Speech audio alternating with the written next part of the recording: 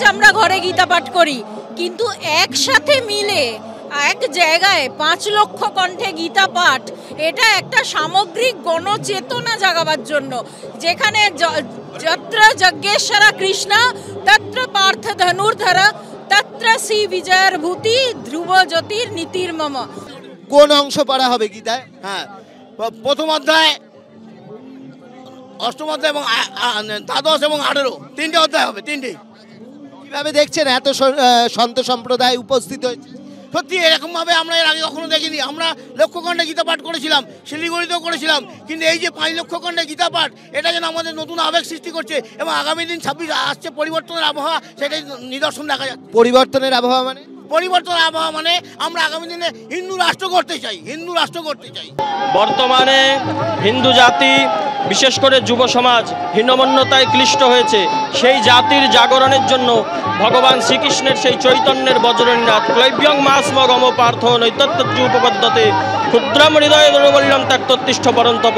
ভগবান শ্রীকৃষ্ণের সেই বাণী দিয়ে আমরা অবশ্যই জেগে উঠব। পশ্চিমবাংলার জনতা তারা জেগে উঠবেন, পশ্চিমবাংলায় আবার রামরাজ্য প্রতিষ্ঠা হবে, এই কামনাই করি।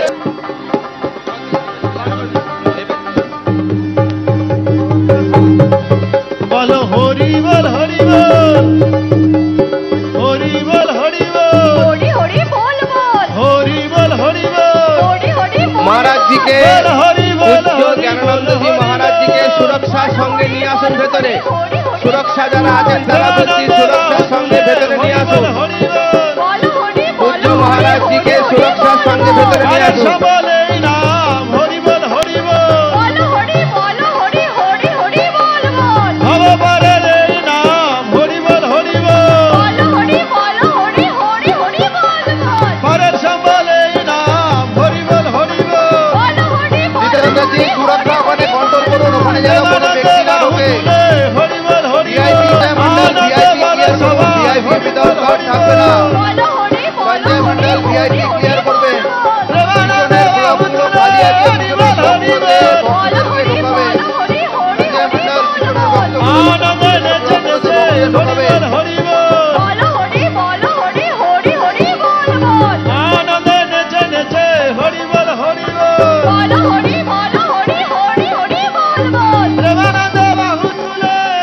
একদিকে দেখতে পাচ্ছেন মূল অনুষ্ঠান একেবারে শুরু হওয়ার মুখে, সকাল থেকে ব্রিগেড জুড়ে কাতারে কাতারে মানুষ তারা ভিড় করেছেন, আর অন্যদিকে এখনো ব্রিগেডে বহু মানুষ এসে পৌঁছচ্ছেন।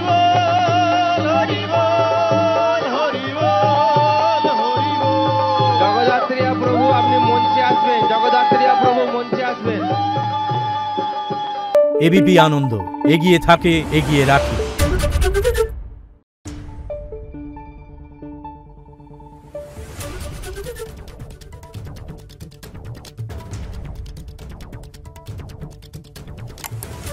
Thank you.